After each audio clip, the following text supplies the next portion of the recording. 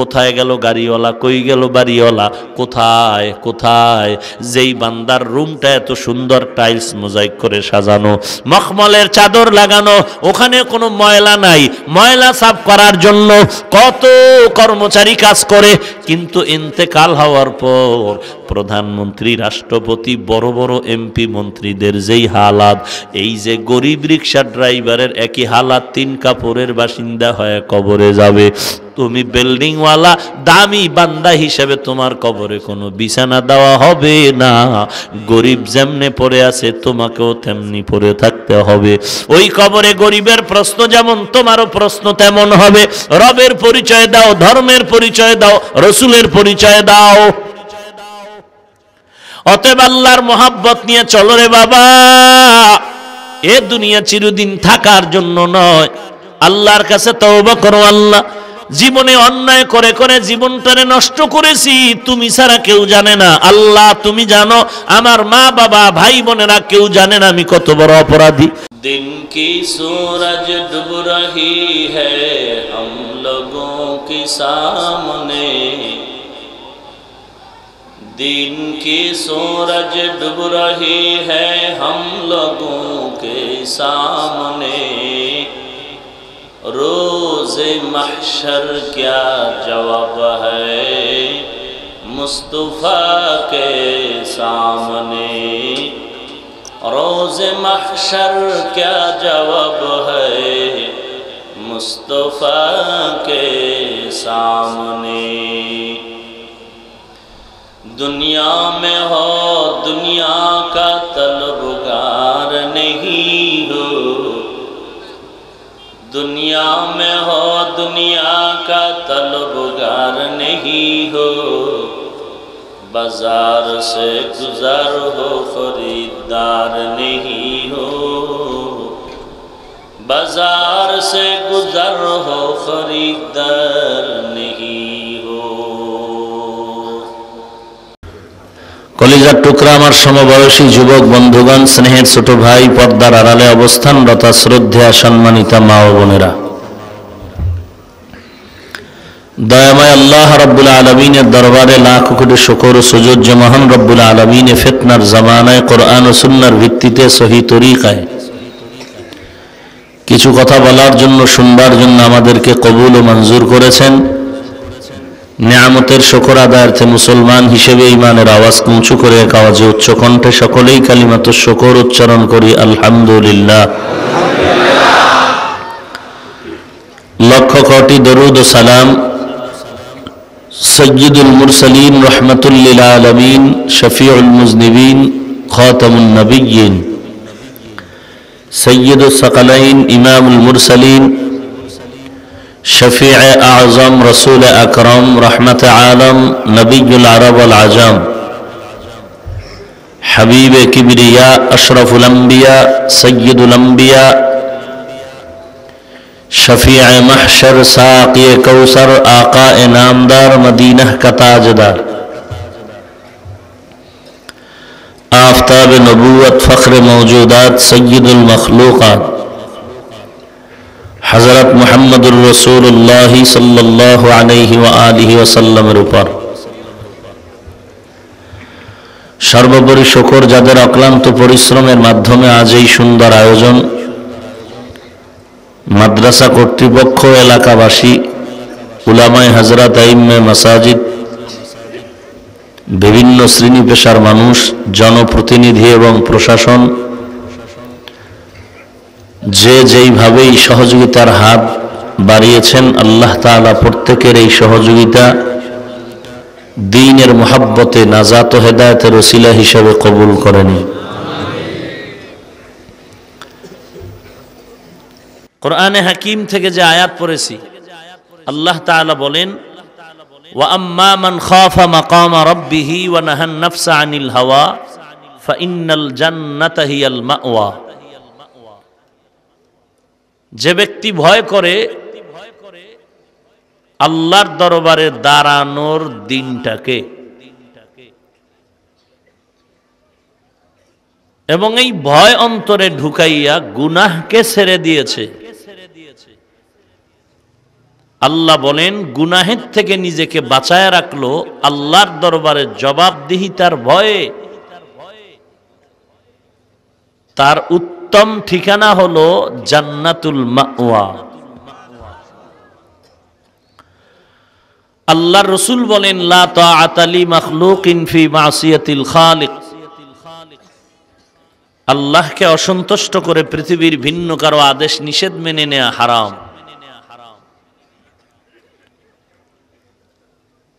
কিয়ামতের দিনের ভয় অন্তরে ঢুকাইয়া মানুষ গুনাহের থেকে নিজেকে বাঁচাবে।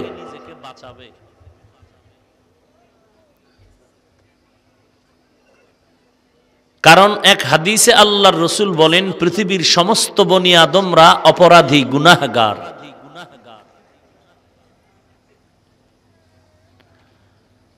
তবে ওই গুনাহগার আল্লাহর কাছে দামি যে তওবা করে।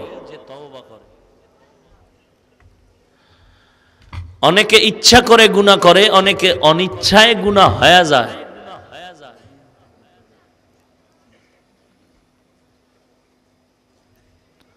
এই গুনাহের থেকে বাঁচার একটাই পথ আল্লাহর প্রতি ভয় প্রদর্শন করা।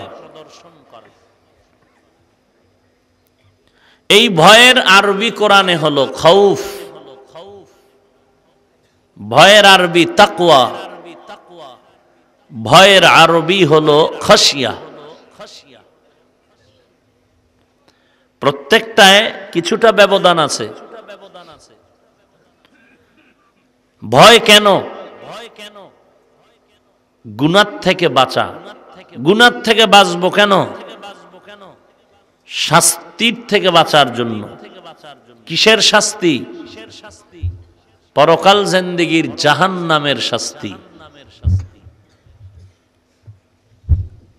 এই ভয় অন্তরে থাকার জিনিস। আমরা দুনিয়াতেও দেখি সন্তান পিতামাতাকে ভয় করার কারণে পিতামাতার সামনে অন্যায় করে না। ভয়ের মূল কারণ পিতামাতা অন্যায় দেখলেই বেত্রাঘাত করবে। ওস্তাদের সামনে ছাত্র অপরাধ করে না, অন্তরে ভয়। বিচারকের সামনে আসামি অন্যায় করে না, অন্তরে ভয়। আল্লাহ বারবার বারবার বলেন ভয় করো আমাকে, ভয় করো আমাকে। কোন সময় খৌফ শব্দ দিয়া বলেছেন, কোন সময় খাশিয়াতুন শব্দ দিয়া বলেছেন, কোন সময় তাকওয়া শব্দ দিয়া বলেছেন। ইয়া আইয়ুহাল্লাযীনা আমানুত্তাকুল্লাহা হাক্কা তুকাতিহি ولا تموتن إلا وأنتم مسلمون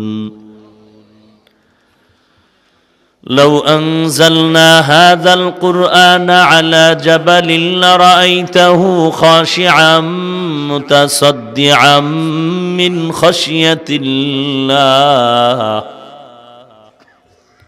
إنما يخشى الله من عباده العلماء واتقوا يوما ترجعون فيه إلى الله ولنبلونكم بشيء من الخوف والجوع ونقص من الأموال والأنفس والثمرات বারবার আল্লাহ বলেন আমাকে ভয় করো, আমার ভয় অন্তরে জমা করে গুনাহ ছেড়ে দাও। কোন সময় তাকওয়া শব্দ দিয়া বলেন ইয়া আইয়ুহাল্লাযীনা আমানুত্তাকুল্লাহ, আরে মুমিন আমি আল্লাহকে ভয় কর। খৌফ শব্দ দিয়া বলেন আমাকে ভয় করো। যেই বান্দা আল্লাহর ভয় অন্তরে জমা করে গুনাহ ছাড়বে তার ঠিকানা জান্নাতুল মাওয়া। আল্লাহ বলেন বান্দা অন্তরে ভয় ঢুকাও। দুনিয়ার সন্তান মা বাবার ভয় থাকার কারণে যেমন অন্যায় করে না, ছাত্র ওস্তাদের ভয়ে অন্যায় করে না, বিচারকের ভয়ে আসামি অন্যায় করে না, দুনিয়ার মানুষ যদি তোমরাও আল্লাহর ভয় অন্তরে ঢুকায় নাও গলায় ছুরি আসবে, মৃত্যু হবে, গুনাহের কাছেও তুমি যাবে না। আর এই ভয়টা অন্তরে যদি ঢুকাইতে চাও, তাহলে যাদের অন্তরে ভয় আছে, তাকওয়া আছে, তাদের সাথে সম্পর্ক জোড়ায়া দাও। তোমার আগুনের দরকার, গরম তাপের দরকার, যেখানে গরম আগুন আছে সেখানে চলে যাও। তোমার পানি দরকার, যেখানে পানি আছে সেখানে যাও। তোমার ফলের দরকার, যেখানে ফল বাজার আছে ওখানে চলে যাও। তুমি আল্লাহর ভয় নিয়ে গুনাহ ছাড়তে যদি চাও, যেখানে আল্লাহওয়ালা আছে তাদের মজলিসে বসে যাও। قال النبي صلى الله عليه وآله وسلم عليكم بمجالسة العلماء واستماع كلام الحكماء فإن الله تعالى يحيي القلب الميت بنور الحكمة كما يحيي الأرض الميتة بماء المطر رحمة عالم نبي বলেন ও সাহাবায়ে কেরাম, লোকমানে হাকিম তার সন্তানকে বয়ান করলেন, বয়ান উপদেশ দিলেন। লোকমানে হাকিম তার সন্তানকে বললেন, ও সন্তান, উলামায়ে কেরামদের মজলিসে বসে থাকবা। কি লাভ হবে জানো? তাদের হিকমতপূর্ণ কোরআন সুন্নাত দ্বীনি কথা শুনবা। তাহলে লাভ কি হবে? তাদের বয়ান, তাদের বরকত, আল্লাহর রহমত এক জায়গায় হয়ে আল্লাহ তাআলা দয়ার নজরে মুর্দা দিলগুলোকে জিন্দা দিলে পরিণত করে দিবেন। কেমন পরিণত হবে? মুর্দা দিল জিন্দা হবে কিভাবে, কেমন ভাবে বলে? সূর্যের প্রখর তাপে জমিনটা যেমন ফেটে চৌচির হয়ে যায়, হঠাৎ করে 5 মিনিটের বৃষ্টির মাধ্যমে যেমন শক্ত জমিন নরম হয়ে ফসল উৎপাদনের ক্ষমতা পায়, ঠিক তেমনি ভাবে যারা গুনাহ করে করে জীবনটারে নষ্ট করেছো, সিনাটারে ভেঙ্গে চৌচির করে ফেলেছো, যেই মুসলমানের স্বভাবটাই হলো নামাজ পড়বে, রোজা রাখবে, পর্দা করবে। একটা জিনিসের মূল আছে, প্রত্যেকটা জিনিসের। আগুনের মূল হলো ঠান্ডা। কি ভাই, কথা কন না কেন? কি যে আন্দাজি, ঠান্ডায় পড়ছে নাকি উষ্ণাই? আগুনের মূল কি? ঠান্ডা। জোরে বলেন। আগুনের মূল হলো গরম, বরফের মূল হলো ঠান্ডা। বেঈমানের মূল হলো বেঈমানি করা, ইমানদারের মূল হলো ইমানটারে মজবুত করে ধরা। এরে নবীর উম্মতের দল, ভালো করে বুঝবেন, ভালো করে মুসলমান তার একটা বৈশিষ্ট্য আছে। মাদ্রাসার বৈশিষ্ট্য একটা, স্কুলের বৈশিষ্ট্য একটা, ওয়াজের প্যান্ডেলের বৈশিষ্ট্য একটা, যাত্রার প্যান্ডেলের বৈশিষ্ট্য একটা, মন্দিরের বৈশিষ্ট্য আলাদা, মসজিদের বৈশিষ্ট্য আলাদা। এটা একবারে লাগানো। আগুনের সাথে গরম, আগুন বলতেই গরম, আগুন বললেই মানুষ ব্রেনে নেয় গরম। আবার এক জায়গায় দেখেন ধোঁয়া ওরে, ধোঁয়া, প্রমাণ হলো ওখানে আগুন জ্বলে। আগুন। এরে নবীর উম্মতের দল, যদি বলেন একজনের নাম দেয়, আমার নামের শুরুতে বলে মাওলানা, মাওলানা বুঝলেই বুঝবেন সে মূর্খ না আলেম। নামের শুরুতে যদি লাগায় মুফতি, মুফতি লাগানো মাত্র বুঝতে হবে লোকটা ফিকর লাইনে ফতোয়া দেনেওয়ালা একজন মুফতি সাহেব। এরে নবীর উম্মতের দল, মুসলমান বলতেই মনে করবেন ওই বান্দা হিন্দুর গোলামি করে না, বৌদ্ধের গোলামি করে না, খ্রিস্টানের গোলামি করে না, বান্দার গোলামি করে না, সে আল্লাহর গোলামি করে। কপাল পুড়ে গেলে মগর বা আরেস, দুই একটার কপাল পুড়ে যায়,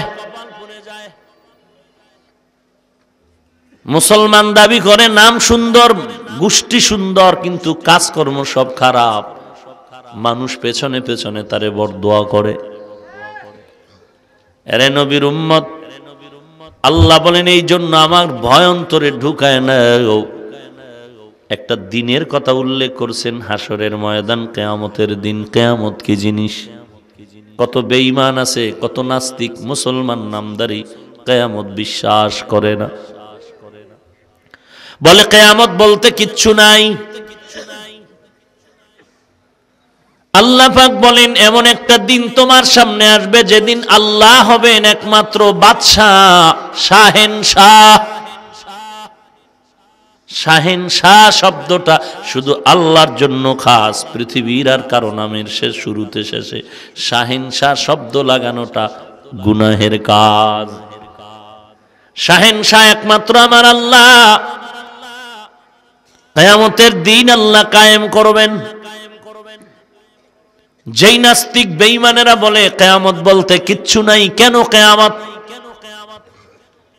বলে রে নাস্তিক, তোরে বুঝাইলেও তো বুঝবি না, কারণ যার কপাল পুড়ে গেছে হাজারবার বুঝাইলেও বুঝবে না। আবু জাহালকে নবী এতবার বয়ান করলেন, নবীজির বরকতি চেহারাটা দেখিয়াও কালেমা পড়ে না। হাতের মুষ্টিতে পাথর নিয়ে বলে, মুহাম্মদ কি আছে বল। যদি বলতে পারো, নবী বলে স্বীকার করে নিব।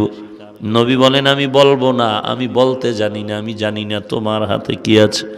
কেন মুহাম্মদ তুমি জানো না? বলে আমি গাইবের ইলমের মালিক না। গাইবের মালিক কে? আরো আস্তে করে বলেন। আল্লাহর নাম বলতে কি কষ্ট হয়?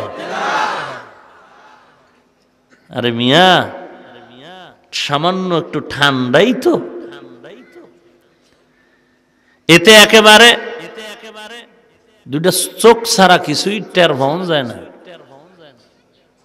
অথচ এই জমিনের ভেতরে, ভারতের আসামের খবর নেও, কত মুসলমান ঘরবাড়ি হারা হয়ে পড়ে আছে। ওই বার্মার মুসলমানের খবর নেও, ঘুমানোর কোনো বিছানা নাই, ঘর নাই, খোলা আকাশের নিচে এই শীতের মধ্যে পড়ে আছে। ঢাকার শহরে যাও, কত গরিব অসহায় রাস্তার পাশে পড়ে আছে, কোনো আরামের ঘুম নাই, বিছানা নেই। তোমার এই অঞ্চলেও ঘুরে দেখো, এলাকার মানুষ, বিদেশি মানুষ, ধনিয়ার পরও কত গরিব, ঠিক মতো খানা পায় না, একটা কম্বল নাই, ল্যাপ নাই। সারা দুনিয়ার দিকে তাকাইলে মুসলমানের শুধু কান্নার আওয়াজ। দুমুঠো পেট ভরে খানা খেতে পারে না, কপাল বড় খারাপ। এমন ঠান্ডার ভিতরেও তারা জীবন যাপন করে আল্লাহর মুহাব্বত নিয়ে চলতেছে। আল্লাহ রাব্বুল আলামিন বলেন কিয়ামত হবে, এতে কোনো সন্দেহ নাই। বিশ্বাস করলে তুমি ঈমানদার, অবিশ্বাস করলে তুমি বেঈমান। ওয়া বিল আখিরাতি হুম ইউকিনুন। মুত্তাকিনদের আলামত, চিহ্ন হলো 6টা। যারা আল্লাহকে ভয় করে, ভয়ের নাম খাউফ, ভয়ের নাম খশিয়া, ভয়ের নাম তাকওয়া। যারা করে তাদের নাম মুত্তাকি। আল্লাহর নবী বলেন আত-তাকওয়া হা হুনা, আত-তাকওয়া হা হুনা, আত-তাকওয়া হা হুনা। তাকওয়া ভয়, এটা অন্তরে থাকে, অন্তরের জিনিস দেখা যায়নি। এই সুযোগে বহু বাটপার বলে নামাজ না পড়লে অসুবিধা কি, তাকওয়া তো অন্তরে আছে। দাড়ি লম্বা না করলে অসুবিধা কি, তাকওয়া তো অন্তরে আছে। পর্দা না করলে অসুবিধা কি, তাকওয়া তো অন্তরে জমা আছে। কার মধ্যে তাকওয়া আছে, কার মধ্যে তাকওয়া নাই? এর জন্য আল্লাহ কোরআনে 6টা গুণ বলছেন, 6 উসুল যার মধ্যে আছে তার মধ্যে প্রমাণ তাকওয়া আছে। যার ভেতরে 6টা গুণ নাই, প্রমাণ হবে তার মধ্যে তাকওয়া নাই। ইউমিনুনা বিল গায়ব, গাইবের মালিক আল্লাহ আর কেউ না এ কথা বিশ্বাস করবে, তার প্রমাণ হলো সে মুত্তাকি, আল্লাহর ভয় আছে। ইউমিনুনা বিল গায়ব ওয়া ইউকিমুনাস সালাহ ওয়া মিম্মা রাযাকনাহুম ইউনফিকুন ওয়াল্লাযীনা ইউমিনুনা বিমা উনজিলা ইলাইকা ওয়া মা উনজিলা মিন ক্বাবলিক ওয়া বিল আখিরাতি হুম ইউকিনুন। এই 6টা গুণ থাকলে প্রমাণ হবে তার মধ্যে তাকওয়া আছে, আল্লাহর ভয় আছে। এই 6 গুণ যার মধ্যে নাই, প্রমাণ হবে তার মধ্যে তাকওয়া নাই। এরপরও যদি বলে আমার অন্তরে তাকওয়া, বুঝতে হবে না চাপাবাজ।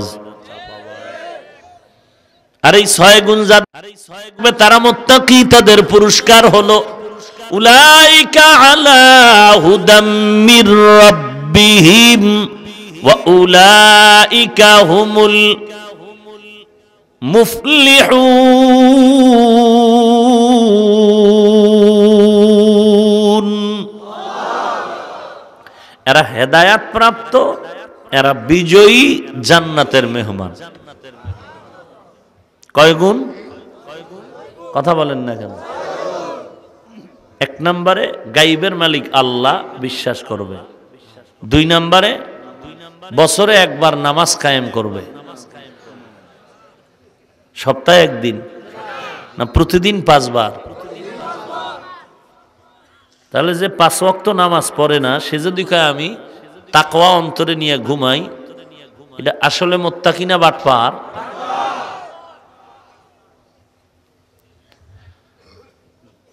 আল্লাহর দেওয়া সম্পদ আল্লাহর পথে ব্যয় করবে। মুত্তাকিনদের 3 নম্বর গুণ। কেউ যদি কয় এত টাকা দিব কেন, মাদ্রাসায় এত দিব কেন, মসজিদে দিবে কেন, গরিবরে দিব কেন, এতিমকে দিব কেন, কি বুঝবেন সে টাটকা মুত্তাকি না চাপাবাজ? ওয়াল্লাযীনা ইউমিনুনা বিমা উনজিলা ইলাইকা, নবীর উপরে যা আসছে কিতাব তার উপর ঈমান আনবে, কোরআন মানবে। অন্য নবীর উপরে যত কিতাব আসছিল তাও মানবে, ঈমান আনবে, বিশ্বাস করবে, তাও সত্য। 5টা। 6 নাম্বার কিয়ামতের উপরে ঈমান আনবে, কিয়ামত একদিন আগে পরে হবেই। কেন হবে কিয়ামত? কয়েক বেঈমান সন্ত্রাসী একজনকে জবাই করেছে, ধরা পড়ার পরে আদালতে বিচারের জন্য নিল। বিচারপতি হুকুম দিল তারও হত্যা করে দাও, সমান সমান হয়ে গেল। তুই একজনকে হত্যা করেছো, তোকেও হত্যা করে দিল, হত্যার বিচার হত্যা হয়ে গেল। কিন্তু আর এক টপ লেভেলের সন্ত্রাসী একাই 5 জনারে জবাই করছে। 7 মার্ডার, 6 মার্ডার। একজনে 5 জনকে জবাই করলো, ধরা পড়লো, আদালতে হাজির হয়ে গেল। আদালত হুকুম দিল তাকে হত্যা করে দাও। এখন বিচারকের ফয়সালায় তারে যদি হত্যা করা হয়, একজনের হত্যার বিচার হলো, আরো 4টা হত্যার বিচার বাকি রইল। ইসলাম বলে এই 4 হত্যার বিচার করার ক্ষমতা দুনিয়ার কোন আদালতে নাই। এর জন্য আর একটা নির্ভেজাল ইনসাফের আদালত দরকার। ওই আদালতের নাম হলো কিয়ামত। এখানে হুজুর ভেজাল হইল, কিয়ামত তো হবে, বুঝাইলেন কিন্তু কি বল? মরার পরে মাটির সাথে সব নিস্তে নাবুদ হয়ে যায়, নিশ্চিহ্ন হয়ে, হাড্ডি পর্যন্ত থাকে না। এরা আবার হাসরের ময়দানে আল্লাহ কেমনে উঠাইবেন? তোর এই চিন্তা করতে কে কইছে? তুই ইমানদার, বিশ্বাস করবি আল্লাহ পারেন। আল্লাহ পারেন, এজন্যই তিনি আল্লাহ, না পারলে আল্লাহ না। এরপরে যদি তোর তারমার ছিঁড়ে যায়, কিছু যুক্তি নিতে চাও, আল্লাহর উপরে ঈমান আনলে যুক্তি দেওয়া যাবে। যে ঈমান আনবে না তার জন্য কোনো যুক্তি নেই, তার জন্য বেতের বাড়ি।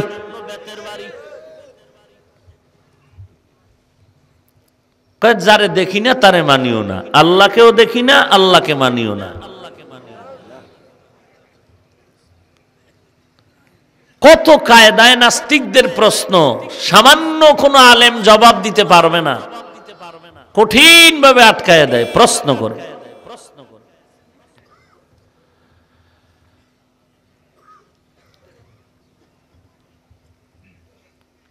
আপনার স্ত্রী কানে দিছে দুল, ভেঙে গেছে, স্ত্রী বলল এটাকে নতুন ভাবে বানায় নিয়ে আসো। কানের দুলটা নিয়ে স্বর্ণকারের দোকানে গিয়ে হাজির হয়ে গেলেন। স্বর্ণকার ভাই, কানের দুলটারে তুমি সুন্দর করে বানায় দাও। আপনার সামনে স্বর্ণকার একটা পিতলের পেয়ালা নিয়ে আপনার স্ত্রীর কানের দুলটা রাখলো। রাখার পরে আগুন জ্বালাইয়া পাইপের মাধ্যমে ফু দিয়ে এটাকে গলায় দিল। চিহ্ন নাই, পরিচয় নাই, এখন পানি তরল। স্বর্ণকার আপনার স্ত্রীর কানের দুলটা ভেঙ্গে চুরে আগুনে জ্বালাইয়া গলাইয়া নিস্তেনাবুদ করে, নিশ্চিহ্ন করে, অস্তিত্বহীন বানাইয়া আবার নতুন করে অবিকল ওই ডিজাইনে একটা কানের দুল বানাইতে পারেনি। বান্দায় পারলে আমার মাওলা পারবে না কেন? তোর মতো 3.5 হাত বান্দাটারে এক ফোঁটা নাপাক পানি দিয়ে আল্লাহ মায়ের গর্ভে তোরে বানাইছে। তুই ছিলি নাপাক পানি, ওখান থেকে রক্ত, ওখান থেকে গোশত, ওখান থেকে হাড্ডি, এরপরে রুহু দান করলেন। হাত পা কর্ণ নাসিকা দিয়া মায়ের গর্ভে আল্লাহ রুহু দান করলেন। এরপরে জমিনে পাঠাইলেন। হাঁটতে পারো না, হাঁটার শক্তি দিলেন। চলতে পারো না, চলার শক্তি দিলেন। হাত দিয়ে ধরতে পারো না, ধরার শক্তি দিলেন। দাঁত নাই, দাঁত দিলেন। চোখের পাওয়ার বাড়ায় দিলেন, হাতের শক্তি বাড়ায় দিলেন। আবার এক সময় তুই যৌবনে পাড়া দিলি, এখন তোর হাতের শক্তি দর্জনাটা এক হাতে চলে আসলো। 40 বছর পরে আবার ভাটা লাগছে, কমতেছে কমতেছে কমতেছে। যেই এক হাত দিয়া দর্জনারে সাইজ করলি, এমন একটা বয়স আসলো এখন তুই লাঠি ছাড়া চলতে পারো না। এরে আল্লাহর বান্দা, তোর জীবনের প্রথম ছিল যৌবন। শুরুর থেকে আল্লাহ পাক তোরে বড় করলেন, বড় থেকে আবার ছোট বানাইলেন। এই আল্লাহ পাক রব্বুল আলামিন কবর দেশে নিয়ে গেলেন।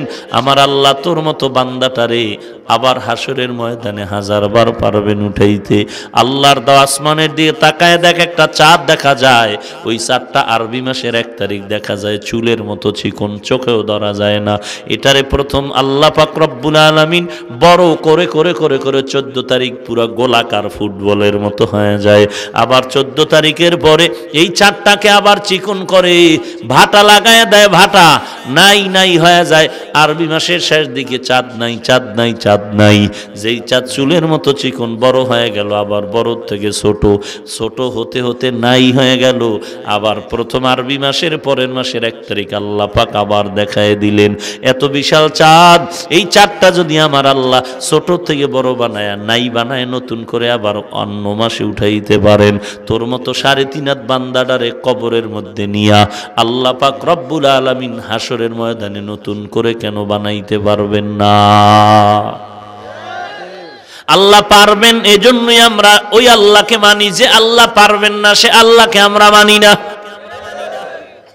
ইন্নাল্লাহা আলা কুল্লি শাইইন কাদির, নিশ্চয়ই আমার আল্লাহ সব ক্ষমতার উৎস, সব ক্ষমতার মালিক। সব ক্ষমতার মালিক কে? আরো জোরে বলেন। ক্ষমতার দুর্বল আছে নাকি? কথা বলেন। ক্ষমতার কোনো দুর্বলতা নাই। এই জমিনের মধ্যে বড় বড় বড় বড় বড় বড় বাহাদুর, নমরুদ, হামান, সাদ্দাত, কারুন, ফিরাউন, এগুলোর নাম শুনেন নাই? কথা বলেন না কেন? সাদ্দাত, হামান, কারুন, ফিরাউন, নমরুদ, আপনারা ইতিহাস যতটুকু জানতে পারলেন ওর থেকে বলেন তো, জীবনেও নমরুদদের দেখেন নাই, কিন্তু ইতিহাস জেনে আপনাদের কি মনে হয় বর্তমান দুনিয়াতে যত বড় বড় বেঈমান, বাটপার, বাহাদুর আছে, এটি সব নমরুদের বড় না ছোট? কেমন ছোট? সারা দুনিয়ার, বাংলাদেশ না, সারা দুনিয়ার বাহাদুর বাটপার এক জায়গায় করলেও নমরুদদের সমান হবে না। কিন্তু এই নমরুদদের শেষ ফল সাইজ হলো কি দিয়া? কথা কন না কেন? তাও কি সুস্থ মশা? তাহলে সে আল্লাহ কি নাই? ক্ষমতা দুর্বল? তাহলে টেনশন কেন? এরে নবীর উম্মতের দল, ওই আল্লাহর ক্ষমতার কোনো কমতি হয় না। অতএব আল্লাহ পাক রব্বুল আলামিন নমরুদ একদিনে মরে নাই, অন্যায় করে অন্যায় করে অন্যায় করে করতে করতে সীমা লঙ্ঘন যখন করে ফেললো, তখন মশায় আঘাত করলো। কেমন কপাল, জুতার বাড়ি দিলে কপাল ঠান্ডা হয়ে যায়। জুতার বাড়ি লাগে মাথা ঠান্ডা। কার মন চায় খামোখা জুতার বাড়ি দিতে? নমরুদ কয়, আমার সরকারি তহবিল থেকে বেতন দিয়ে কর্মচারী রাখ, ওর কাজই হইল ফাঁকে ফাঁকে জুতার বাড়ি দিব। এখন 24 ঘন্টা জুতার বাড়ি দিলে একজনের জন্য অসম্ভব, ঘুম নাই। বলে আমি একা পারবো না। কয় আর একজন দেরি কর, তুই ঘুমায় যাবি, আর একজন জুতার বাড়ি দিবি। কেমন কপাল! এ কি সবার হয়? কপালের ব্যাপার। আমেরিকার ডব্লিউ বুশ জুতার বাড়ি খাওয়ার পরে সাংবাদিক প্রশ্ন করলো, কাইফা হাল, কেমন লাগলো জুতা খেয়ে? নমরুদ্দা মতই আওয়াজ দিয়া বলে, ডোন্ট মাইন্ড। জুতা খাওয়ার পরে আমি কিচ্ছুই মনে করি নাই। ব্যাপারটা কেমন হলো? বলে কুকুরকে পায়খানা না দিলে কলিজা যেমন ঠান্ডা হয় না, এই দুনিয়ার বেঈমানগুলোকে হাজারবার জুতা দিলেও তারা মোহাব্বতের নজরে মেনে নেয়, অপমান মনে করে না। আল্লাহ পাক রব্বুল আলামিন বলেন, আমার ওই দিন হাসরের ময়দান এমন হবে যেদিন কেউ কারো পরিচয় দেওয়ার সুযোগ থাকবে না, যার যার হালাত নিয়ে পাগল পারা হয়ে যাবে। পৃথিবীতে মানুষ বড় দামি, আর এই মানুষের মধ্যে নবী রাসূলগণ দামি। বুখারীর ইবারত, হাদিস শরীফে আল্লাহর রাসূল বলেন, হাসরের কঠিন সময় সবাই উলঙ্গ, জমিনটা তামা হয়ে যাবে, সূর্য নিচে নেমে আসবে মাথার উপরে। আল্লাহর আদালত কায়েম হবে সিরিয়ার জমিন। উম্মতেরা সূর্যের তাপে পাগল পারা হয়ে যাবে। আল্লাহ পাক গরম আওয়াজ দিবেন, লিমানিল মুলকুল ইয়াউম লিল্লাহিল ওয়াহিদিল কাহ্হার। আওয়াজটা দেওয়া মাত্র হাসরের ময়দানটা থরথর করে কেঁপে উঠবে। সব মুমিন মুসলমান বেহুশ হয়ে পায়ের মাটির উপরে দাঁড়ায় থাকবে, পায়ের পরিমাণ এক পায়ের উপরে 50,000 বছর চলে যাবে। ওরে নবীর উম্মতের পরে হুঁশে আসবে, পাগল পারা হয়ে মানুষ ঘুরবে। কোথা থেকে একটু শান্তির বাতাস পাওয়া যায়, সুপরিষ্কার থেকে নেওয়া যায়। কয়েকজন নবীর নাম আসছে। মুসা নবীর কাছে যাবেন, নবী একটু সুপারিশ করেন আমাদের জন্য। মুসা নবী বলবে, আমি নিজের চিন্তায় অস্থির হয়ে আছি, আমি পারবো না, চলে যাও। আদম নবীর কাছে যাবে, একটু সুপারিশ করেন এই আযাব থেকে নাজাতের জন্য। আদম নবী বলবেন, আমিও পারবো না, আমিও নিজের ব্যস্ততায় টেনশনে আছি, ভয় আছে আমার অন্তরে। মুসা নবী কেন টেনশন করবেন, আদম নবী কেন টেনশন করবেন, সেই বিবরণ হাদিস শরীফে আলাদা দেওয়া আছে। ইব্রাহিম নবীর দরবারে যাবেন, সুপারিশ করুন। বলে, তোমরা অন্য জায়গায় চলে যাও, আমি ব্যস্ত, আমি ভয় আছি, আমার উপায় কি হবে?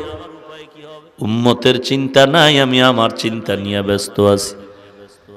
ঈসা নবীর দরবারে যাবেন, ঈসা নবী কি জবাব দিবেন, আমিও পাগল হয়ে আছি, আমার নিজের চিন্তায় ব্যস্ত। তবে একটা পরামর্শ তোমাদের দেই, এই সময় তোমরা কোথাও গেলে কোনো সুযোগ পাইবা না, পরামর্শ পাইবা না, সুপারিশ পাইবা না। একজন ব্যক্তির কাছে যদি যাও, তিনি হলেন আখিরি নবীর আখিরি জামানার পয়গম্বর রাহমাতুল লিল আলামিন। তার কাছে গেলে কিছু সুপারিশ পাইবা। এবার উম্মতেরা ছোটাছুটি করবে, কই আমার আখিরি নবী রাহমাতুল লিল আলামিন। খুঁজে খুঁজে দেখবেন আমার নবী মাকামে মাহমুদের মধ্যে, ওখানে উম্মতেরা যাবে, তবে সব উম্মত ওখানে যেতে পারবে না। মাকামে মাহমুদের মধ্যে ওই উম্মতেরা যেতে পারবে যারা নবীর মুহাব্বতের উম্মত। তারা আল্লাহর নবী সুপারিশ করবেন, নবী উম্মতের জন্য সুপারিশ করবেন, স্পেশাল 5 বার সুপারিশ করবেন। আর স্পেশাল ছাড়া আমভাবে, বিশেষভাবে, সাধারণভাবে সুপারিশ করবেন একবার। এটা হলো শাফাআতে কুবরা, যেই সুপারিশটা বেঈমানের বেলায় হবে, মুমিনের বেলায় হবে। এছাড়া আরো 5 বার সুপারিশ করবেন শুধু স্পেশালভাবে মুমিনের জন্য। প্রথম সুপারিশ শাফাআতে কুবরা, বেঈমান, নাফরমান, মুমিন সবার জন্য আল্লাহ বিচার কাজটা শুরু করেন। নবীজির সুপারিশের কারণে আল্লাহ পাক বিচার কাজ শুরু করবেন। এরপরে নবী আরো 5 বার সুপারিশ করবেন উম্মতের, একমাত্র খাস যারা মুমিন তাদের স্পেশাল সুপারিশ।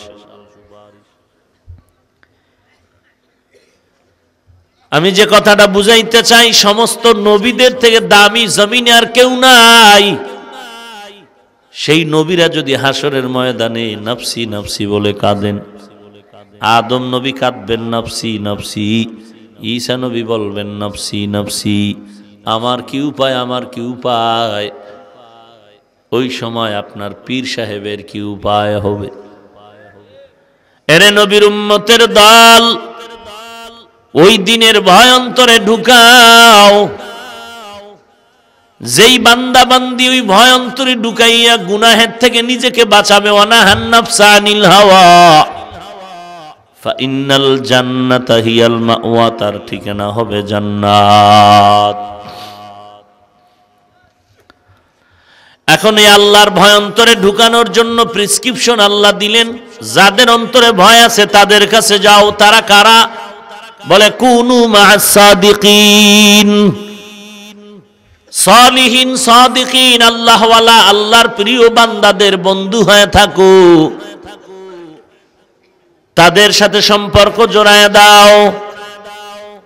কারণ এক জাররা পরিমাণ গুনাহ নিয়ে যদি কবরে যাও, শাস্তি সহ্য করতে পারবা না। হাসরের ময়দানে জাহান্নামের আগুনের শাস্তি যেমন গরম, আবার এমন একটা শাস্তি হবে ঠান্ডা, ঠান্ডায় মানুষ মরে যায়। ঠান্ডা এত বেশি যে উত্তরবঙ্গের হালাত আমরা প্রতি বছর টের পাই, অনেক বুড়া মানুষ মরে যায়, ঠান্ডা সহ্য করতে পারে না। অর্থাৎ আগুন গরম যেমন কষ্ট, ঠান্ডা প্রচন্ড, এটাও একটা শাস্তি। হাসরের ময়দানে এরকম ঠান্ডারও কষ্ট হবে, আবার আগুনেরও গরমের কষ্ট হবে। এরে নবীর উম্মতের দল, ওই দিন আল্লাহর দরবারে হাজিরা দেওয়া লাগবে, পালাবার কোনো সুযোগ নাই। এই ভয়টা যার অন্তরে থাকবে সে গুনাহ ছাড়বে। আল্লাহ বলেন তুমি জান্নাতের মেহমান। আজকে আখেরাত যারা বিশ্বাস করে না, এদের অন্তরে ভয় আসার কোনো চিন্তাই নাই। ওই আখেরাতের ভয় যদি অন্তরে ঢুকাইতে চাও, আল্লাহওয়ালা যারা জমিনের মধ্যে, তাদের বন্ধু হয়ে যাও। আল্লাহওয়ালা চিনবা কি করে? প্রথম পরিচয়, তারা বিড়ি টানে, দাড়ি কাটে। আল্লাহওয়ালা চেনার প্রথম 2 পরিচয়, 1 নাম্বার কোরআনের বিশুদ্ধ তিলাওয়াত, 2 নাম্বার সুন্নতের পরিপূর্ণ আমল। অথচ আমার সমাজে কোরআন শরীফ পড়তে জানে না, সুন্নত তো নাই, ওই অথচ টাটকা মোজাদ্দেদ হয়ে বসে আছে। আছে না নাই? এখানেও গরু ছাগল যায় না, মানুষ যায়, লক্ষ লক্ষ মানুষ দৌড়ায়। যদি জিজ্ঞান কেন যাও, কয় ব্যবসায় বরকত হয় না, বাবার দোয়ার জন্য যাই, ধনী হওয়ার জন্য যাই। আমি বলি দুনিয়ার সবাই ফকির, গরিব, ধনী হলেন একমাত্র আল্লাহ। কোন পীর সাহেব ধনী না, কারণ পীরকে ধনী কেমনে বলো? পীর তো মুরিদেরটা খাইয়েই বাড়ি গেরি বানাইছে, পেটের তিমি মাছ বানাইছে। মুরিদেরটা খাইয়া পেটটাকে তিমি মাছ বানায় ফেললো। সমুদ্রের ভেতরে নীলতিমি আছে, যার দৈনিক খানার তালিকা 1000 কেজি চিংড়ি মাছ। একটাও না খায় মরে না। কে খাওয়ায়? আরো জোরে বলেন। ওয়াতারযুকু মান তাশাউ বিগাইরি হিসাব। রিজিক দেওয়ার মালিক কে? তাহলে মানুষের কেন রিজিকের জন্য ভয় করো? চাকরি না থাকলে গেলাম রে। চাকরি তোর রব? তোমার রব কে? কেমন রব যে রিজিক দিতে পারে না? তাহলে ফকিন্নির কাছে চাও কেন? বাংলাদেশের সব থেকে বড় ধনী, এটা আসলে ধনী না, ভারতের কাছে ফকিন্নি। কথা কন না কেন? ভারতের ধনী আমেরিকার কাছে ফকিন্নি। আমেরিকা, রাশিয়ার সব ধনী গুলো তাকায় দেখো, আমার আল্লাহর দরবারে ফকিন্নি। ফকিন্নির কাছে চাও কেন? বেহায়ার মতো। যার কোনো অভাব নাই এমন রবের কাছে চাও, যেই রব দেওয়ার জন্য খুশি। আর দুনিয়ার যত বড় বড় বড় ধনী ধনী ধনী ধনী বলো, এরা বলে দিব দিব, কেউ খাবে কেউ খাবে না, তা হবে না, কয় নিজে সব খায়। কথা কয় না? দিব দিব বলে আসো আগামীকাল, কালকে গেছে দরজা লক, কি কয় সারে ঘুমায় কালাও। আবার আপনি ফিরে আসলেন আগামীকাল, কয় সারে এখন মিটিং আছে, কালকে আইও। দুনিয়ার ধনীরা দরজা সব সময় খুলে না, সব সময় সবাইকে দেয় না, মন মতো দেয় না, মুখ চিনে চিনে দেয়, মন মতো দেয় না। আল্লাহ পাক রব্বুল আলামিন বলেন, আমি কেমন রব, কেমন দাতা। রাত্রে চাইলেও পাবি, দিনের বেলা চাইলেও পাবি, নদীর মধ্যে চাইলেও পাবি, স্থলের মধ্যে চাইলেও পাবি, যখন চাবি তখন পাবি, চাইতে দেরি পাইতে দেরি না। তাহলে একজনে কয় হুজুর কত চাইলাম পাইলাম না। বিড়িরওয়ালা থতমা দিয়া চাইলে পাবি না, সুদের খাতায় নাম লেখা চাইলে পাবি না, বরং মনে করবি সুদের টাকায় 10 তালা 5 তালা, 10 বছর বয়া সুদ খাইয়া 5 তালা বিল্ডিং 10 তালার মালিক হয়েছ, ব্যাংক ব্যালেন্স জমা করেছ অনেক। আমার আল্লাহ তোরে একটা রাত্রে এমন গজব দিবে, 10 বছরের কামাই তোর এক রাত্রে ধ্বংস হয়ে যাবে।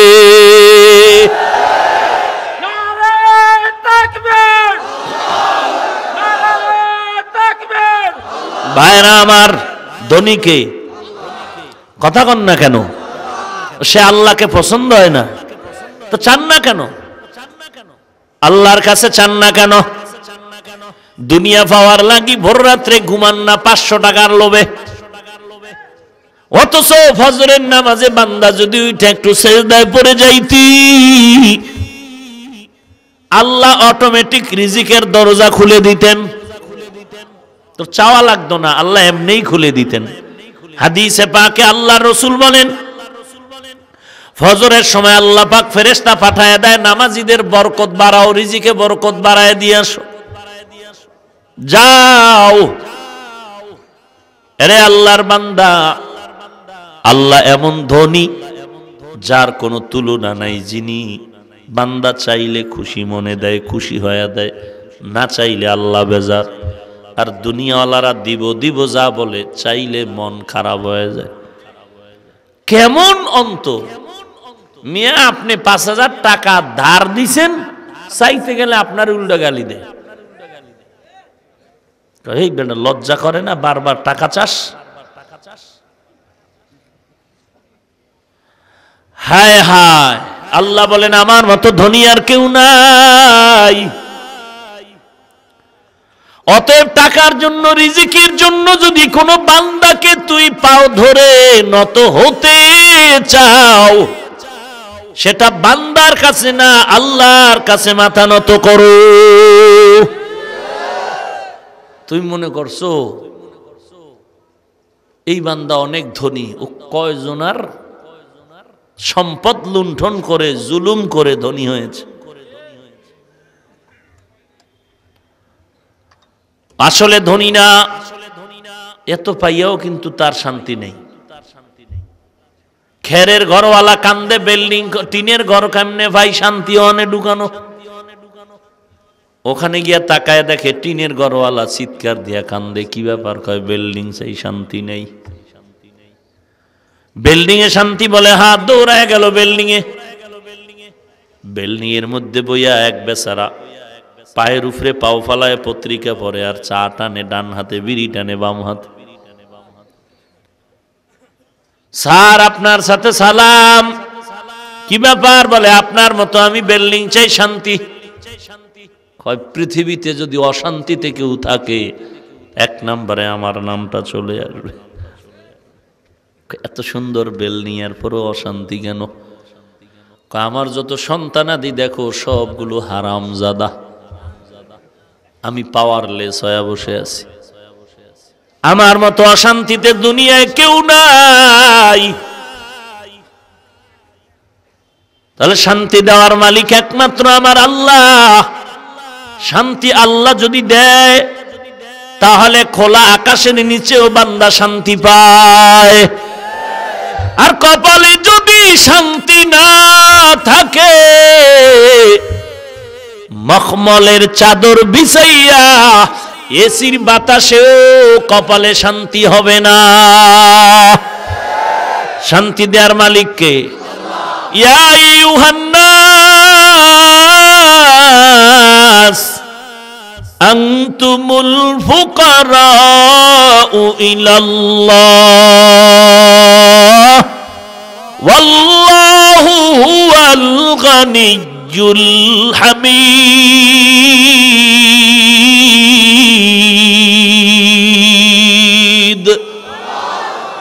गर तवक्कुल मी कुनी हर सुबह शाम मी रसानत रिज़्क़े तू अज़ला मकाम जुज़्बा हक़ जी ज़े मखा अज़ इंसो जा फज़ले उ आमस्ते दर जुमला जहा।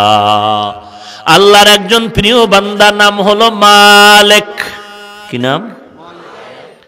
জবরদস্ত এক বুজুর্গ মালিক সফরে কোথাও যাচ্ছে, দেজলা নদীর কিনারায় গিয়া হাজির। নদী পার হয়ে ওপার যাবেন, যাওয়ার কোনো মাধ্যম পায় না। হঠাৎ দেখে একটা নৌকা এসে হাজির হয়ে গেল। নৌকায় উঠে বসলেন, আরো সাথে কিছু লোকজন যাত্রীরা ওপার যাবে উঠে বসল। নদীর মাঝখানে যাওয়ার পরে নৌকার মাঝি ডেকে বলে, সবাই আমার ভাড়াটা দিয়া দাও। মালিক আল্লাহর গোলাম নৌকার মাঝির দিকে বিনয়ের সাথে ইয়াতিম চোখ দিয়া তাকায় বলে, ভাইজান আমাকে দয়া করে ক্ষমা করবেন, আমার কাছে কোনো টাকা নাই। চোরে শোনে না ধর্মের বয়ান।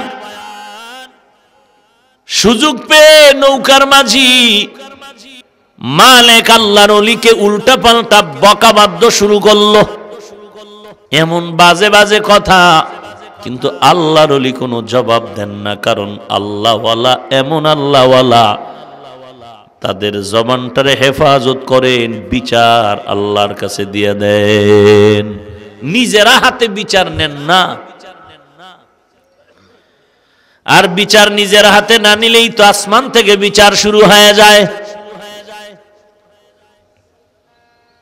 মালিক আল্লাহকে বলেন, ও মালিক আমি তোমার একজন নগণ্য গোলাম, জীবনের কোন আমল যদি তোমার দরবারে কবুল হয়, তুমি নৌকার মাঝির এই বাজে কথার থেকে আমার ইজ্জতকে হেফাজত করো। আল্লাহর কাছে বান্দার দোয়া কবুল হয়ে গেল। আল্লাহ তাআলা বলেন, ও নদীর মাছ, আমার মালিকের ইজ্জত যেন নষ্ট না হয়। নদীর ভেতরে অমুক জায়গায় স্বর্ণের টাকা আছে, টাকাগুলো নিয়ে তোমরা নৌকার সামনে দাও, মালিকের ভাড়াটা হয়ে যাবে। মাছের মধ্যে এমন প্রতিযোগিতা শুরু হয়ে গেল, কে কার আগে যাবে আর মালিকের হাতটার ছোঁয়া লাগবে, ধন্য হবে। সবাই চতুর্দিক থেকে দৌড়ায়, নৌকার পার্শ্বে ঘুরে মালিক বলে, এই নৌকার মাঝি, তোর কত শত টাকা দরকার, এই মাছের থেকে নিয়ে আনে তাড়াতাড়ি, তোর টাকা তুই নিয়ে যা। নৌকার মাঝি তাকাইয়া আশ্চর্য হয়ে গেল, কি ব্যাপার?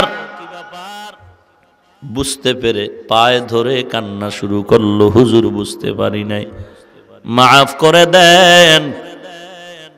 আল্লাহর ওলি বলেন, তোর টাকা দরকার, ক্ষমার কি আছে, টাকা নে, তোর টাকাই বুঝি জন্ম হয়েছে, তুই টাকা নিয়ে যা। টাকার জন্যই তো কত বাজে কথা আমাকে বললি তুই। আল্লাহর ওলি মালিক, এখন তার সামনে শব্দ লেখা হয়ে গেল, মালিকে দিনার। নদী পার হয়ে ওপার চলে গেলেন। ওপার উঠা রাস্তার দিয়ে তাকাইলেন, আল্লাহ তাআলার কুদরত দেখতেছেন। একটা যুবক রাস্তার কিনারায় শুয়ে আছে। তাজকিরাতুল আউলিয়া নামক কিতাবের ভেতর আল্লামা ফরিদ উদ্দিন আত্তার রহমাতুল্লাহ আলাইহি ঘটনা লিখেছেন। এবার যুবকটা ক্লান্ত রাস্তার কিনারায় শুয়ে আছে। মালিক বলেন, আমি তাকায় দেখলাম উড়ন্ত একটা কাক এসে এক টুকরা রুটি যুবকের মুখের মধ্যে দিয়ে চলে গেল। কিছুক্ষণ পর তাকায় দেখলাম ওই কাক এসে আবার এক টুকরো অংশ পানি যুবকের মুখে দিল, চলে গেল। আমি মালিক চলে যাওয়ার পরে, কাক চলে যাওয়ার পরে সামনে গিয়া দাঁড়াইলাম। গিয়া সালাম আনতে জিজ্ঞাসা করলাম, যুবক, কই তোমার বাড়ি, কি তোমার পরিচয়, কোথায় যাও? যুবক বলেন, ভাইজান, দীর্ঘ 1 সপ্তাহ পর্যন্ত আমি এখানে হাজির। আল্লাহর ঘর বাইতুল্লাহ জিয়ারতে রওনা হয়েছি, আমার সাথীদেরকে হারাই আমি এখানে একা, খানা নাই। 1 সপ্তাহ পর্যন্ত আল্লাহ তাআলার দরবারে কান্না করেছি, আল্লাহ খানা দাও। আল্লাহ রাজ্জাক আমার কান্না কবুল করে 1 সপ্তাহ পরে আমাকে ভিন্ন মাখলুকের মাধ্যমে খানার ব্যবস্থা করেছেন। ওরে বান্দা, যেমন বিশ্বাস করবা তেমন কিন্তু ফল পাইবা। ওই আল্লাহ এখনো আছে।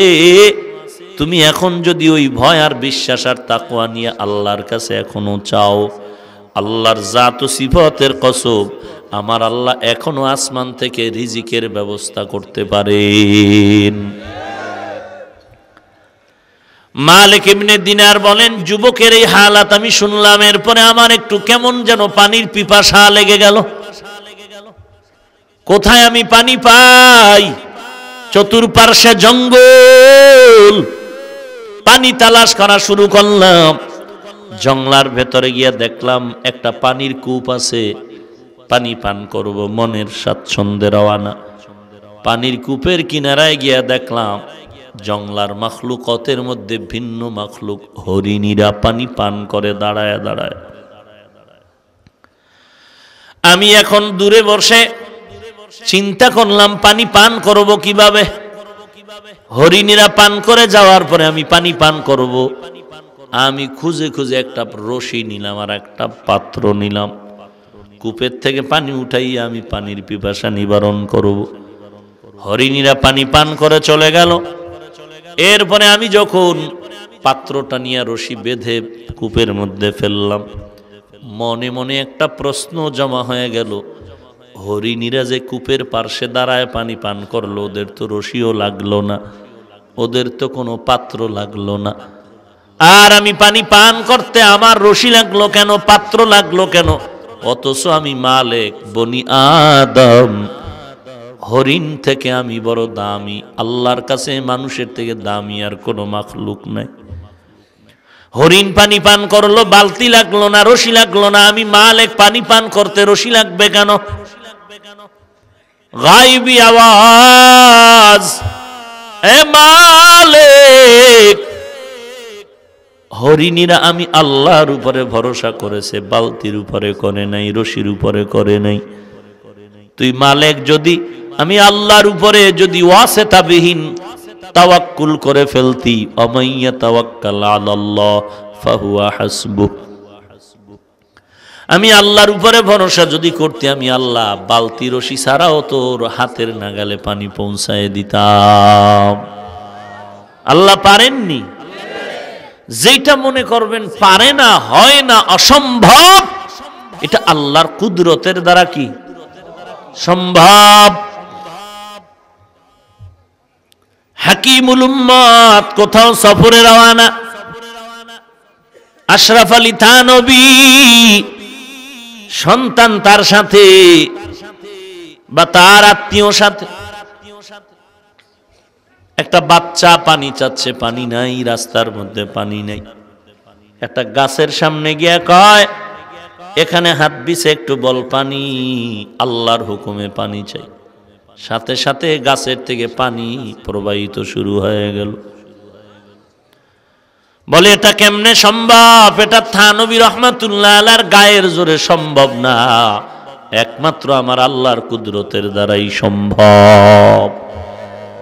আর আল্লাহর কুদরতকে সম্ভব করে নিছেন নিজের লাইনে তাকওয়ার পুঁজি দিয়া। কেমন তাকওয়া তার মধ্যে, কেমন আল্লাহর ভয়। তরমুজ আসেনি, তরমুজ, বউ দুইজন, কয়জন? দুই ঘরের জন্য দুইটা তরমুজ কিনেছেন থানবী।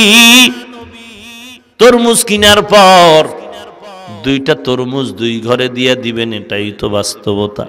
কিন্তু না না, থানবী বললেন দোনোটা তরমুজ কেটে দাও। কেটে কেটে এই তরমুজের 4টা খণ্ড হয়ে গেল। এই তরমুজের 1 খণ্ড, ওই তরমুজের আর 1 খণ্ড, মিলায়া 2 খণ্ড এক ঘরে, আর 2 খণ্ড আর 1 ঘরে। একটা তরমুজ যদি আস্তা দিয়ে দেই, হতে পারে ওটা মিষ্টি কম হবে, এই তরমুজে মিষ্টি বেশি হবে। এটা ইনসাফ হবে না। আর ইনসাফ না করলেই নামটা লেখা হবে আমি জালেম। কারণ ইনসাফের নিচে নামলেই জালেম। আর ইনসাফের উপরে যদি উঠতে চাও, ওই দরওয়াজার নাম ইহসান। বান্দা তুমি ইহসান যদি করতে না পারো, ইনসাফ করো, কিন্তু জুলুম করিও না। ইনসাফের নিচে নামলে জুলুমের খাতায় চলে যাবে। এই হলো আল্লাহর ভয়, হাসরের দিন হিসাব দেওয়ার ভয়। আল্লাহর আদালতে আমি আসামি হতে চাই না। নিজের গুনার জন্য কতই না জবাব দেওয়া লাগে আমার। আবার স্ত্রীর চিন্তা, ছেলেমেয়ের চিন্তা। এই ছেলেমেয়ের হক যদি আদায় না করি, ডাবল বোঝা মাথায় নিলাম। স্ত্রীর হক আদায় না করলে আলাদা আরেকটা বোঝা মাথায় নিলাম। আবার গরিবের সাথে যদি খারাপ আচরণ করি, এর জন্য আরেকটা বোঝা মাথায় নিলাম। এজন্য আল্লাহ বারবার বলেন আমার ভয় অন্তরে ঢুকাও। হাসরের দিন আল্লাহর দরবারে হাজিরা দেওয়া লাগবে, জবাব দেওয়া লাগবে। এর থেকে যদি বাঁচতে চাও, তাহলে গুনাহ ছেড়ে দাও। এরে যুবক, ও কলিজার টুকরা যুবক, ও পর্দার আড়ালের মা, ও বৃদ্ধ বাবাজি, একটা ওয়াদা করে যাও, সওয়াবের কাজ করতে পারি আর না পারি, গুনাহের কাজ করব না। একটা ওয়াদা করে যাও, সওয়াবের কাজ করতে পারি আর না পারি, গুনাহের কাজ, এই একটা ওয়াদা কর। সওয়াবের কাজ, নেকের কাজ করতে পারি আর না পারি, কিন্তু কি করব না? গুনাহের কাজ করব না। তাহলে যেই বান্দা এই ওয়াদা করবে গুনাহ করব না, সে ফজর না পড়িয়া ঘুমাবে। হ্যাঁ, সে তো ফজর অবশ্যই পড়বে, জোহর পড়বে, আসর পড়বে, কাউকে গালি দিবে না। একটা ওয়াদা করে যাও, সওয়াবের কাজ করতে পারি আর না পারি, গুনাহের কাজ করব না। আর এটার উপরে মজবুত থাকার জন্য তোমার চোখের পানি লাগবে, আল্লাহর কাছে তৌফিক চাইতে হবে। ও আল্লাহ, তুমি যদি তৌফিক না দেও, আমি এই কাজের উপরে মজবুত হয়ে চলতে পারবো না। এ দুনিয়ার মানুষ কয়দিনের দুনিয়ার বাহাদুরি করবা। বিল্ডিংওয়ালার বিল্ডিংটা সুন্দর, তাকায় দেখতে খুব মজা লাগে, কিন্তু খবর নাও বিল্ডিংওয়ালা নাই। কোথায় গেল গাড়িওয়ালা, কই গেল বাড়িওয়ালা, কোথায় কোথায়? যেই বান্দার রুমটা এত সুন্দর টাইলস মোজাইক করে সাজানো, মখমলের চাদর লাগানো, ওখানে কোনো ময়লা নাই, ময়লা সাফ করার জন্য কত কর্মচারী কাজ করে, কিন্তু ইন্তেকাল হওয়ার পর প্রধানমন্ত্রী, রাষ্ট্রপতি, বড় বড় এমপি মন্ত্রীদের যেই হালাত, এই যে গরিব রিক্সা ড্রাইভারের একই হালাত, 3 কাপড়ের বাসিন্দা হয়ে কবরে যাবে। তুমি বিল্ডিংওয়ালা দামি বান্দা হিসেবে তোমার কবরে কোনো বিছানা দেওয়া হবে না। গরিব যেমনে পড়ে আছে তোমাকেও তেমনি পড়ে থাকতে হবে। ওই কবরে গরিবের প্রশ্ন যেমন, তোমারও প্রশ্ন তেমন হবে। রবের পরিচয় দাও, ধর্মের পরিচয় দাও, রসুলের পরিচয় দাও। অতএব আল্লাহর মোহাব্বত নিয়ে চলো রে বাবা। এ দুনিয়া চিরদিন থাকার জন্য নয়। আল্লাহর কাছে তওবা করো। আল্লাহ, জীবনে অন্যায় করে করে জীবনটারে নষ্ট করেছি, তুমি ছাড়া কেউ জানে না। আল্লাহ, তুমি জানো, আমার মা বাবা ভাই বোনেরা কেউ জানে না আমি কত বড় অপরাধী।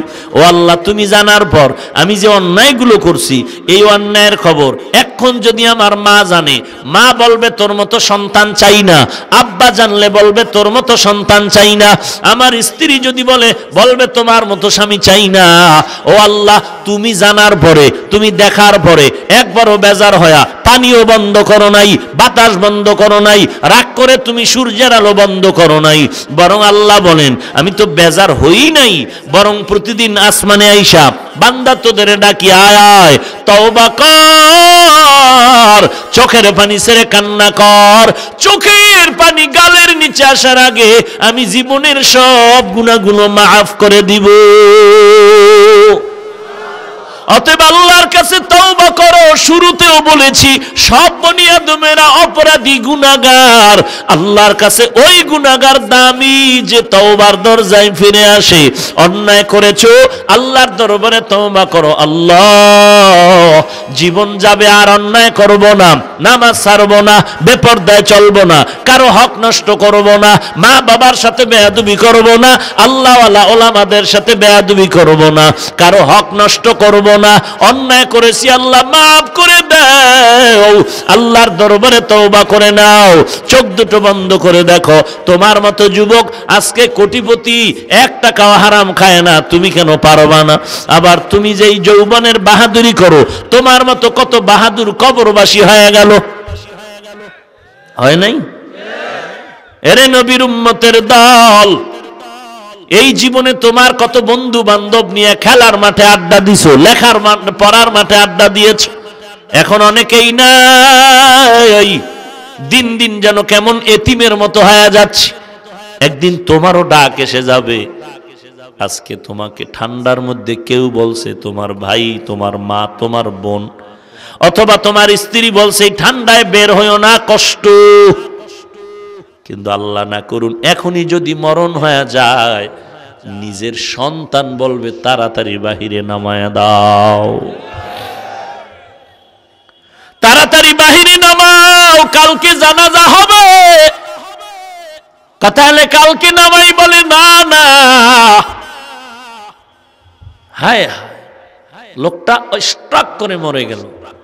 এত টাকাওয়ালা, একটা রাত্র ঘরের বারান্দায় রাখবে, এই ছেলে মেয়েরা রাখতে দিল না, রাজি না। বাবার লাশ প্যাকেট করে পলিথিন পেঁচাইয়া মানুষের হাঁটার রাস্তার পাশে রাখো, ঘরের বারান্দায় রাখা যাবে না। নগদ ঘটনা ঢাকার। ছেলেরা রাজি হইল না, সবাই বলল তোদের 3 তলা বিল্ডিং, তোরা 3 তলায় গিয়া ঘুমা, তোর বাবার লাশটা বারান্দায় থাক। ছেলেরা রাজি হইল না, দরকার কি, বাহিরে রাখেন। পলিথিন পেঁচায় টাচায় বাহিরে রাখলো, সন্তান রাখতে দিল না ঘরের মধ্যে, লাশ। জানাজা হইছে পরের দিন আসরের সময়। এই তো দুনিয়া। অথচ এই সন্তানের জন্য বাবায় মারাই গেছে, স্টক করেছে এই সন্তানের চিন্তায়। দিন নাই রাত নাই, কষ্ট করে করে ঘামে টাকা দিয়ে বাড়ি করেছে, আর সেই সন্তান জানাজার আগেই বের করে দিল, একটা রাত্র থাকতে দিল না। এই তো দুনিয়া। অতএব আল্লাহর কাছে তওবা করো, মালিক আর অন্যায় করব না, মাফ করে দাও। দুনিয়াতেই স্বার্থের টানে মা বাপ সন্তান হারায় দেয়, সন্তানরে মা বাবা ভুলে যায়, পরকাল জিন্দেগিতে আরো কঠিন হালাত হয়ে যাবে। আল্লাহ আজকে থেকে তওবা করে নিলাম, জাহান্নামের ভয়ন্তরে ঢুকায় দাও, আর গুনাহ করব না। তুমি গুনাহ থেকে বাঁচার তৌফিক দান করো আল্লাহ। তুমি তৌফিক না দিলে গুনাহ থেকে বাঁচতে পারবো না, তুমি তৌফিক দাও। আল্লাহর দরবারে বান্দা চাইতে দেরি পাইতে দেরি হবে না। অতএব আল্লাহর কাছে দোয়া করেন, তওবার নিয়ত করেন, গলায় ছুরি আসবে, মরে যাব, আর গুনাহের কাছেও যাব না। আল্লাহর কাছে তৌফিক চান, তওবা করেন। আল্লাহ গুনাহ করে করে জীবনটারে নাপাক করেছি, আজকে থেকে তওবা করলাম, আর নামাজ ছাড়বো না, বেপরদায় চলবো না। তুমি আমাদের সওয়াবের কাজ করার তৌফিক দাও। সওয়াবের কাজ করতে যদি নাও পারি, গুনাহ যেন আমার দ্বারা হয় না।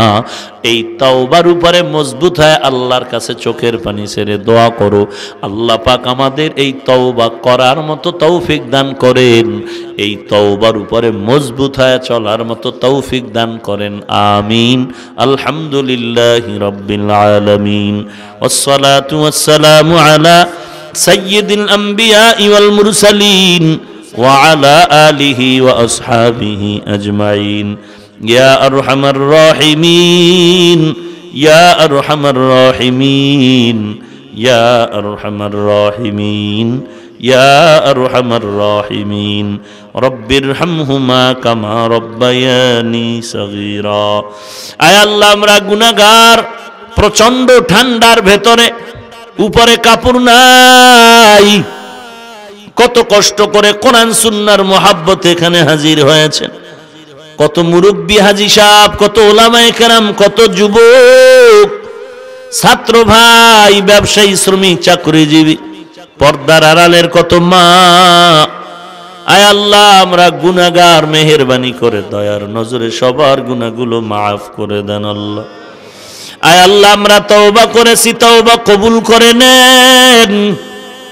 সওয়াবের কাজ করার ইচ্ছা করেছি, তৌফিক দান করেন। একান্ত যদি সওয়াবের লাইনে দুর্বলতা থাকেও, তারপরও যেন গুনাহের কাজ আমাদের দ্বারা না হয়। গুনাহের থেকে বেঁচে থাকার তৌফিক দান করেন আল্লাহ। গুনাহের প্রতি ঘৃণা জমায়ে দেন আল্লাহ। আয় আল্লাহ তাআলা, আলোচনার ভুল ত্রুটি ক্ষমা করে দেন। আয় আল্লাহ, নবীজির মহাব্বতে কবুল করে নেন। আম্বিয়া একরাম, সাহাবা একরাম, শুহাদা একরাম, আউলিয়া একরামদের মাকাম উঁচু করে দেন। নবীজির রওজা মোবারক জিয়ারতের তৌফিক দান করেন। বাইতুল্লাহর গিলাফ ধরে লাব্বাইক বলার তৌফিক দান করেন আল্লাহ। সবার দিলের নেক আশা পূরণ করে দেন। আয় আল্লাহ, সারা দুনিয়ায় শান্তির ফয়সালা করে দেন। মুসলমানের ঈমান আমল হেফাজত করেন আল্লাহ। আজকের আয়োজন করেছেন যারা, তাদেরকেও কবুল করে নেন। সহযোগিতা যারা করেছেন কবুল করে নেন। আয় আল্লাহ, মাদ্রাসা মসজিদ কবুল করে নেন। এলাকাবাসীকে কবুল করে নেন। ঘরে ঘরে সুন্নতের বাতি জ্বালায় দেন। আয় আল্লাহ, সন্তানগুলো নেককার বানায় দেন। মা বোনদের আবেদা বানায় দেন। আয় আল্লাহ, মা বোনদেরকে দ্বীনের আমলের জন্য কবুল করে নেন। আয় আল্লাহ, সারা দুনিয়ায় শান্তি দান করেন। বাংলাদেশ শান্তির দেশ বানায় দেন। ইসলামের জন্য দেশ রক্ষায় যারা জীবন দিল, মাফ করে দেন আল্লাহ। এখনো যারা চেষ্টা করে, কবুল করে নেন। নবীজির সুন্নতের আমলওয়ালা জিন্দেগি দান করেন আল্লাহ। নবীজির মোহাব্বতে আমাদের দোয়া কবুল করে নেন। আয় আল্লাহ সুন্নতের আমলওয়ালা জিন্দেগি দান করেন। আয় আল্লাহ আমাদের হাত খালি ফিরাইয়া দিয়েন না। আমরা যারা হাত তুলিছি অনেকের মা নাই, অনেকের বাবা নাই, অন্ধকার কবর থেকে দোয়ার অপেক্ষায়। ও আল্লাহ যারা মা হারা বাবা হারা ইয়তীম, আয় আল্লাহ গুনাহের কারণে দিল পাথর হয়ে গেল, চোখে পানি নাই, কান্নাওয়ালা চক্ষু দান করেন আল্লাহ, কান্নাওয়ালা চক্ষু দান করেন আল্লাহ, কান্নাওয়ালা চক্ষু দান করেন, জিকিরওয়ালা জিহ্বা দান করেন, আখিরাতের ফিকিরওয়ালা কলব দান করেন আল্লাহ। সকল কবরগুলো জান্নাতের বাগান বানায় দেন আল্লাহ। যারা বেঁচে আছেন হায়াত বাড়ায় দেন, অসুস্থতা দূর করে সুস্থতা দান করেন, দীর্ঘ নেক হায়াত দান করেন আল্লাহ। সারা দুনিয়ায় খেদমতের জন্য কবুল করে নেন। আয় আল্লাহ কোরআন ও হাদিসের ইলমের নূর দিয়া সিনাটা ভরপুর করে দেন আল্লাহ। তাকওয়াওয়ালা ইখলাসওয়ালা বিনয়ী জিন্দেগি দান করেন, দীর্ঘ নেক হায়াত দান করেন আল্লাহ, দীর্ঘ নেক হায়াত দান করেন আল্লাহ, দীর্ঘ নেক হায়াত দান করেন আল্লাহ। আয় আল্লাহ সবার দিলের নেক আশা পূরণ করে দেন আল্লাহ। মা বোনদের আবেদা বানায় দেন, সন্তানগুলো নেককার বানায় দেন, সমস্ত মাদ্রাসা মসজিদ কবুল করে নেন। আয় আল্লাহ অন্যান্য প্রতিষ্ঠানগুলো নবীর আদর্শওয়ালা বানায় দেন, পরস্পরে মিল মোহাব্বত বাড়ায় দেন। আয় আল্লাহ ইসলামের জন্য দেশ রক্ষায় যারা জীবন দিল তাদের মাফ করে দেন। প্রশাসনিকভাবে যারা কাজ করে দিনদার বানায় দেন। ব্যবসায়ী শ্রমিক চাকরিজীবী ছাত্র ভাই মা বোন মুরব্বী ওলামায়ে কেরাম আওয়াম রাজনীতিবিদ সহ সবাইকে দিনদার বানায় দেন আল্লাহ। আমাদের পরস্পরে মোহাব্বত বাড়ায় দেন, ওলামায়ে কেরামদের সাথে আওয়ামদের মিল মোহাব্বত বাড়ায় দেন, মুখালেফের মুআফিক বানায় দেন। আয় আল্লাহ মেহেরবানি করে সুন্নতের আমলের আগ্রহ বাড়ায় দেন আল্লাহ। প্রত্যেককে আপনি দ্বীনের উপরে চলার তৌফিক দান করেন। আয় আল্লাহ আমাদের সকলের দিলের নেক আশাগুলো পূরণ করে দেন আল্লাহ। আয় আল্লাহ তাআলা সবার দিলের নেক আশা পূরণ করে দেন আল্লাহ।